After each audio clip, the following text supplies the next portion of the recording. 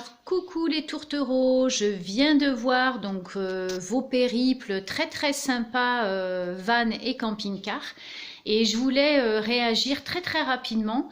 Donc nous avons un van, moi et ma compagne de 93, un vieux pépère Peugeot et que nous avons choisi pour tous les critères que vous avez évoqués. Donc c'est plus court, on passe sous les portiques, on peut descendre en bordure de côte, se faufiler dans des chemins pédestres, être plus discret.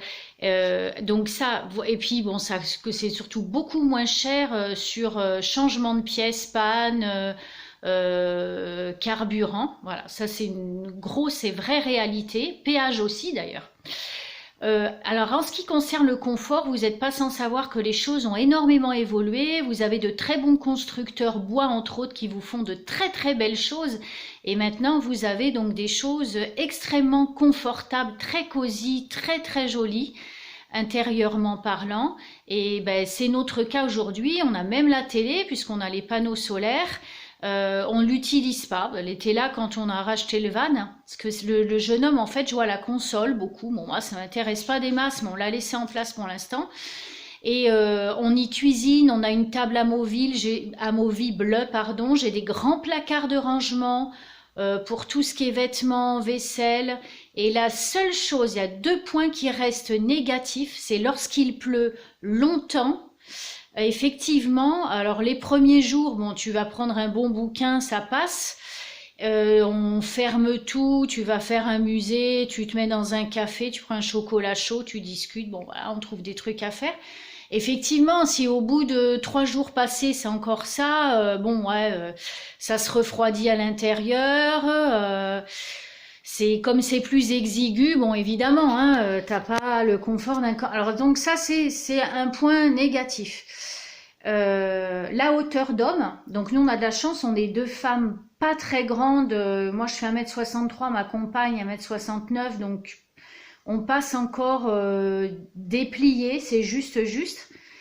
On peut pas effectivement y séjourner une journée entière, voilà, même si c'est cosy et confortable, comme je l'évoquais tout à l'heure. C'est pas fait comme pour le camping-car, et d'ailleurs tant mieux, parce que le confort est un piège, hein. On est d'accord sur le principe que quand on choisit de faire ce qu'on appelle la van life, en fait, au départ, les gens qui l'ont créé, ils vivaient réellement. Nous, on s'appropriait le terme, alors qu'en fait, pour la plupart d'entre nous, je me mets pas dedans, je suis désolée, là je m'envoie des fleurs, mais les gens recherchent le confort, restez chez vous, hein. Les gars, il faut pas bouger de chez vous dans ces cas-là, quoi. Je veux dire, si on veut une maison sur des roulettes, parce qu'en fait c'est ça, c'est qu'on veut pas se séparer de ce qu'on a chez nous, mais on veut faire genre le baroudeur. Non, quoi, ou on l'est pas, quoi. Donc être proche de la nature, c'est aussi ça, c'est pas forcément pouvoir se doucher tous les jours. On prend une cuve, un broc, et puis on lave le principal. On peut se laver dehors quand il fait beau, trouver des douches municipales, puisqu'on peut monter en haut d'un village. Petit exemple, Luberon, inaccessible en camping-car. Je l'ai vécu avec mes parents, on est resté coincé dans une ruelle. En van, eh ben non, hein, c'est-à-dire que voilà quoi. Sinon, ben en camping-car, tu restes sur le parking 3 km plus bas, puis tu te fais une rando à pied jusqu'en haut du village. Donc voilà, nous on avait pensé à tout ça. Après, sincèrement, si je fais une famille nombreuse, mes enfants sont grands maintenant, on n'est plus que toutes les deux. Mais on se dit que si un jour on choisit de vivre comme ça, d'y vivre, hein, d'y être tout le temps, là oui. On prendra, mais après moi le truc camping-car avec cabine, j'aime pas trop, c'est hyper lourd quoi. Mais puis ouais, pour passer partout c'est chiant. Mais on prendrait vraiment le gros fourgon Mercedes, parce que nous on est plutôt dans le genre vintage, on aime bien les vieux trucs un peu décalés, très rigolos, un peu vieux, avec des peintures bizarres, ça nous éclate quoi.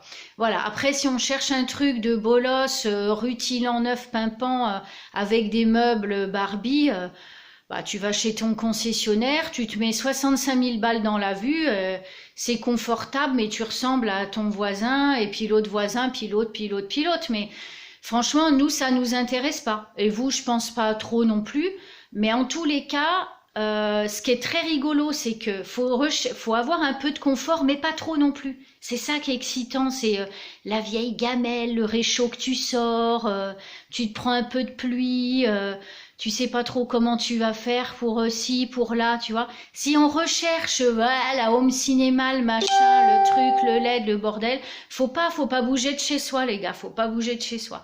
Voilà, je vous fais des gros bisous à tous et puis bonne van life, hein, mais la vraie quoi, hein. Allez, ciao!